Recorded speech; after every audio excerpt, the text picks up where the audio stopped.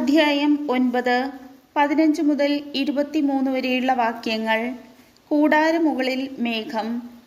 സാക്ഷി കൂടാരം സ്ഥാപിച്ച ദിവസം മേഘം അതിനെ ആവരണം ചെയ്തു.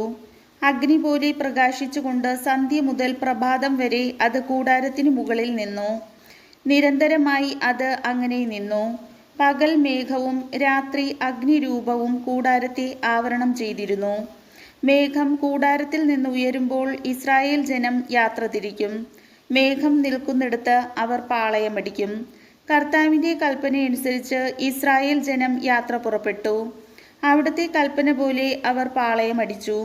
മേഘം കൂടാരത്തിനു മുകളിൽ നിശ്ചലമായി നിൽക്കുന്നിടത്തോളം സമയം അവർ പാളയത്തിൽ തന്നെ കഴിച്ചുകൂട്ടി. മേഘം ദീർഘനാൾ കൂടാരത്തിനു മുകളിൽ നിന്നപ്പോഴും ഇസ്രായേൽ കർത്താവിൻ്റെ കൽപ്പന അനുസരിക്കുകയും യാത്ര പുറപ്പെടാതിരിക്കുകയും ചെയ്തു. ചിലപ്പോൾ ഏതാനും ദിവസം മാത്രം മേഘം കൂടാരത്തിനു മുകളിൽ നിന്നു. അപ്പോഴും കർത്താവിൻ്റെ കൽപ്പനയനുസരിച്ച് അവർ പാളയത്തിൽ തന്നെ വസിച്ചു. അവിടുത്തെ കൽപ്പനയനുസരിച്ച് മാത്രമേ അവർ യാത്ര പുറപ്പെട്ടുള്ളൂ.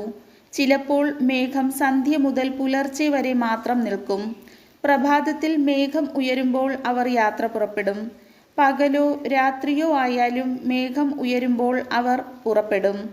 മേഘം 2 ദിവസമോ 1 മാസമോ അതിൽ കൂടുതലോ കൂടാരത്തിനു മുകളിൽ നിന്നാലും അവർ യാത്ര തുടരാതെ പാളയത്തിൽ തന്നെ വസിക്കും. മേഘം ഉയരുമ്പോൾ അവർ യാത്ര തുടരും. കർത്താവിൻ്റെ കൽപ്പനയനുസരിച്ചാണ് അവർ പാളയമടിക്കുകയും യാത്ര പുറപ്പെടുകയും ചെയ്തിരുന്നത്. അവിടുന്ന് മോശ വഴി നൽകിയ കൽപ്പനയനുസരിച്ച് അവർ പ്രവർത്തിച്ചു. കർത്താവിൻ്റെ വചനം.